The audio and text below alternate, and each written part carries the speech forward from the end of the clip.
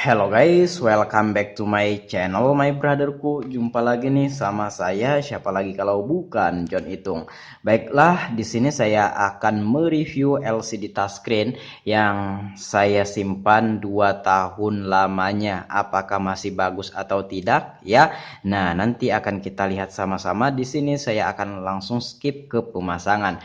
Nah, ini udah 2 tahun lamanya kita simpan guys ya. Ini saya beli tahun 2020 di segelnya, teman-teman perhatikan.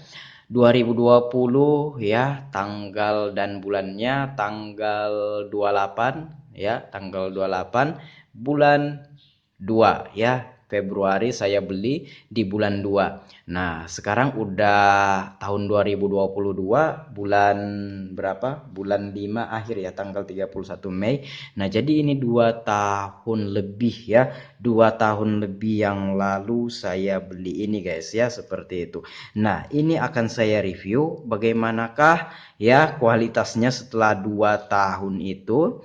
Ya, kita akan lihat sama-sama. Saya skip langsung ke pemasangan. Baiklah, di sini saya langsung skip langsung ke pemasangan guys ya. Oke. Oke guys, di sini udah kita pasang tuh LCD touchscreen-nya dan sudah kita lemnya pun sudah kering gitu kan. Ini udah kita tunggu selama 12 jam atau 1 malam lamanya untuk pengeringan lemnya itu maksimal. Dan di sini kita bisa lihat guys ya, LCD touchscreen-nya berfungsi dengan baik walaupun sudah 2 tahun lamanya guys ya. 2 tahun loh, lama bener ini guys ya. Dan ini kita lihat tidak mengurangi kualitas gambar yang ada pada LCD-nya. Dan ini kalau menurut saya ini ya bagus-bagus saja guys ya, walaupun kita simpan selama 2 tahun ya tidak terjadi apapun ya, walaupun kita juga pernah menyimpan LCD HP dulu-dulu itu pas mau dipakai kekuning-kuningan tuh jadinya ya. Nah, tapi ini bagus-bagus saja guys ya, aman-aman saja tuh LCD-nya. Padahal 2 tahun itu ya waktu yang teramat sangat lumayan guys ya, lumayan panjang untuk penyimpanan LCD. Ya, itu berapa hari guys ya? 1 tahun itu 365 hari ya kali 2 gitu kan. Nah, 700 sekian hari gitu. Nah, 700 sekian hari kan. Nah, ini udah kita pasang LCD touchscreen-nya dan bagus-bagus aja guys ya. Ini teman-teman bisa lihat, dan untuk kesensitifan touchscreen-nya ini berfungsi dengan baik ya sebagaimana mestinya. Nah, ini coba kita cek dulu touchscreen-nya. Iya. Kita cari touchscreen-nya, mana touchscreen? Oh, kelewatan. Nah, ini touchscreen guys ya, handwriting.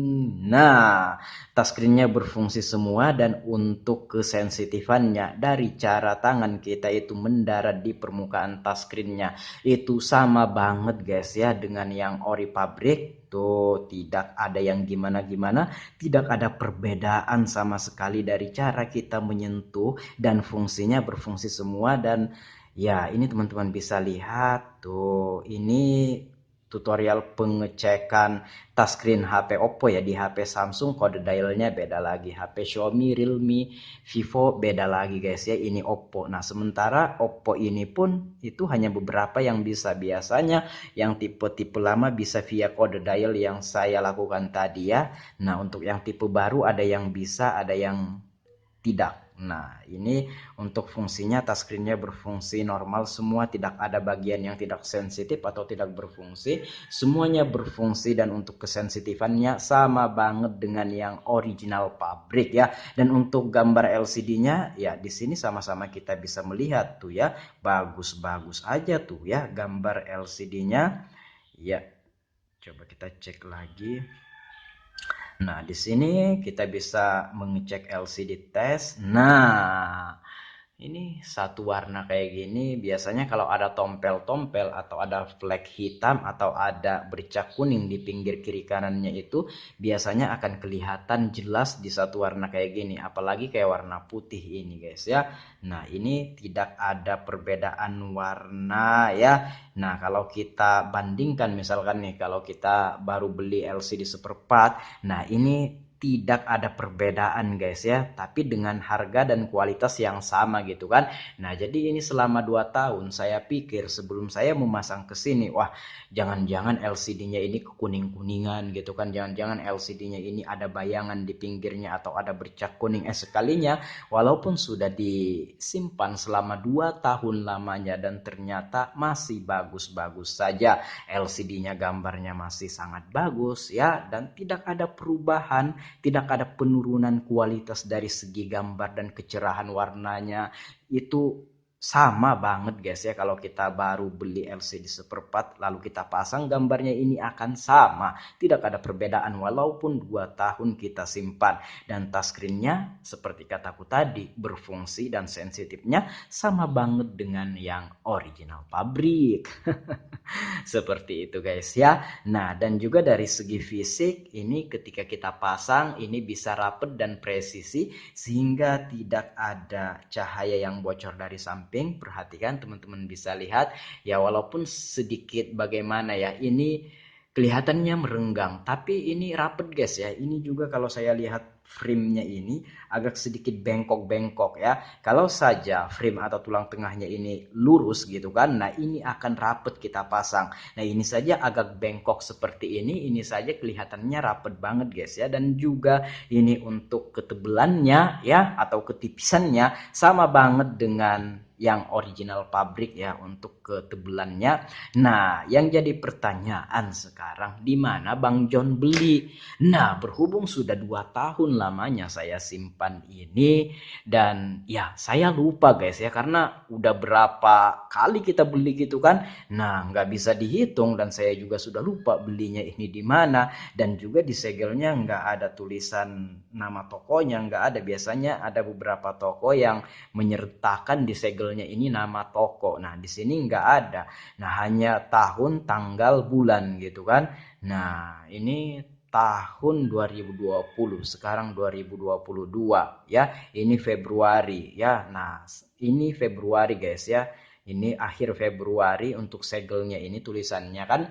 Nah tanggal 28 bulan 2 gitu, nah anggaplah awal bulan 3. Nah sementara sekarang ini ya bulan 5 akhir mau awal bulan 6, itu kira-kira 2 tahun 3 bulan lamanya guys ya. Nah seperti itu ya. Nah wih udah 2 tahun lebih lah, intinya kayak gitu, 2 tahun lebih. Dan ini ketika dipasang ya tidak ada perubahan kualitas terhadap warna dan gambarnya ini. Warna dan gambarnya masih sungguh sangat bagus, touchscreen-nya juga berfungsi ya, berfungsi sebagaimana mestinya. Dan hanya saja untuk sensor guys ya, sensor di sini tertutup ketika kita memasang LCD touchscreen-nya itu ya, bukan pengaruh disimpan 2 tahun itu ya, sensornya ketutup karena memang rata-rata untuk HP seperti ini kayak HP Oppo F1s gitu kan, pokoknya HP-HP tipe lama ketika kita ganti LCD touchscreen-nya rata-rata itu sensornya tertutup guys ya, seperti itu. Tapi jangan khawatir, nah saya punya solusinya ya. Ketika sensor tertutup di sini kita ada solusinya, dan di sini saya tidak membahas panjang lebar. Intinya di sini kita nonaktifkan ya, kita nonaktifkan sensornya. Nah tanpa merusak apapun, touchscreen-nya tidak kita keruk ya, sensornya tidak kita copot dari mesinnya ini ya, kita hanya menonaktifkannya. Coba kita cek dulu sensornya. Dan untuk LCD touchscreen HP ini yang disimpan selama 2 tahun ini, bukan itu pengaruhnya guys ya, bukan karena disimpan sensornya tertutup, tapi karena memang rata-rata ketika kita memasang LCD seperempat HP tipe lama itu rata-rata untuk sensornya tertutup guys ya. Nah ini sensornya ini kita nonaktifkan. Bagaimana caranya Bang? Namun di sini ketika kita dekatkan tangan kita ini tidak berwarna hijau, dengan kata lain sensornya ini sudah off ya. Nah bagaimana caranya Bang menonaktifkan sensornya? Nah ini adalah thumbnailnya, silahkan ditonton ya. Nah di sana saya sudah menjelaskan panjang lebar terkait dengan sensor yang tertutup, dan itu lebih mendingan guys ya, sensor dinonaktifkan lebih mendingan daripada kita harus tertutup sensornya. Misalkan tertutup sensornya, ini biasanya langsung berwarna hijau aja nih. Ya, nah kalau kita nelpon layar LCD itu biasanya otomatis, bukan biasanya ya, memang begitu. Kalau sensor tertutup, kalau kita nelpon layar LCD itu akan mati gitu kan.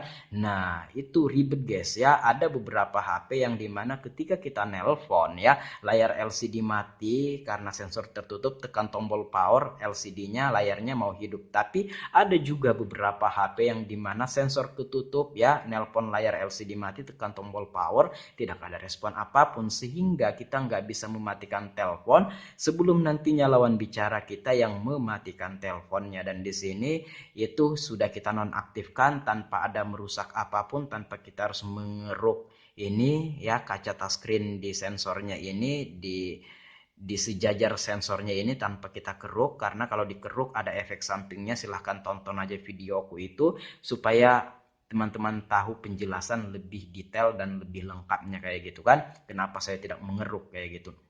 Dan di sini nggak masalah guys ya kalau sensornya off.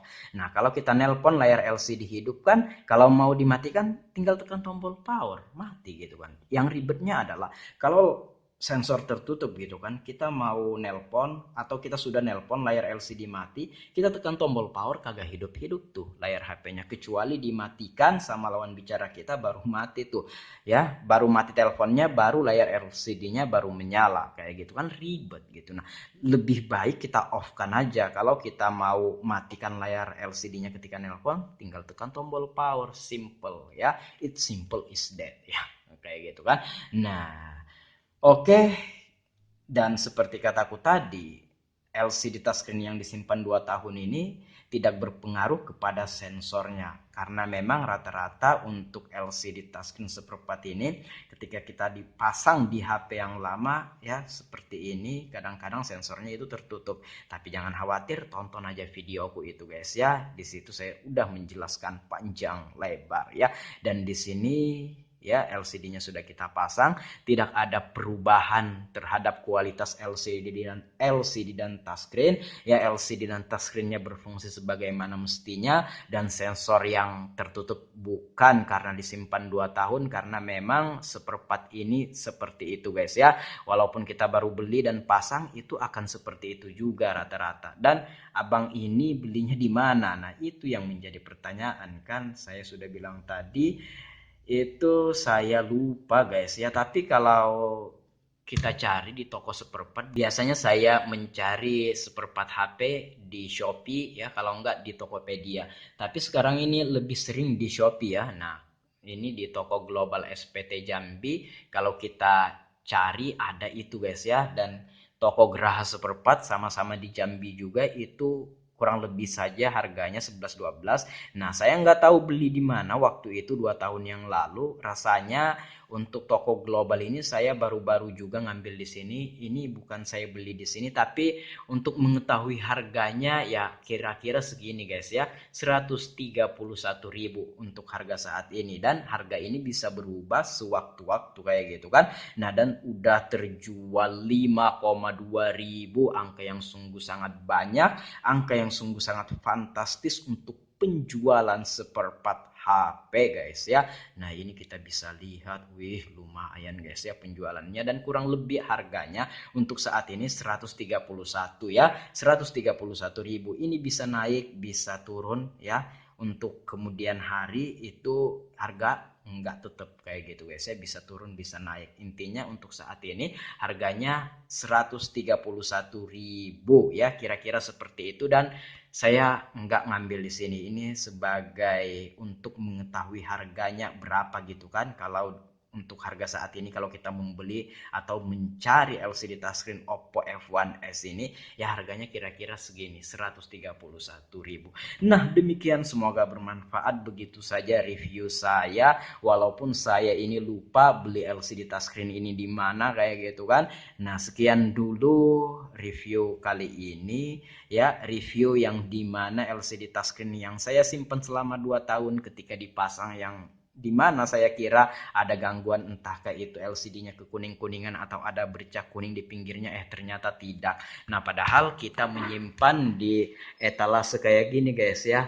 Nah, itu aman-aman aja ternyata kita nyimpan di etalase kayak gini. Tapi di sini itu kita jaga, nggak kena panas, nggak kena air, nggak kena hujan gitu kan. Nah, jadi ini higienis lah kalau penyimpanan lah, penyimpanan makanan bahasanya higienis atau apalah namanya itu, intinya nggak kepanasan, nggak kehujanan.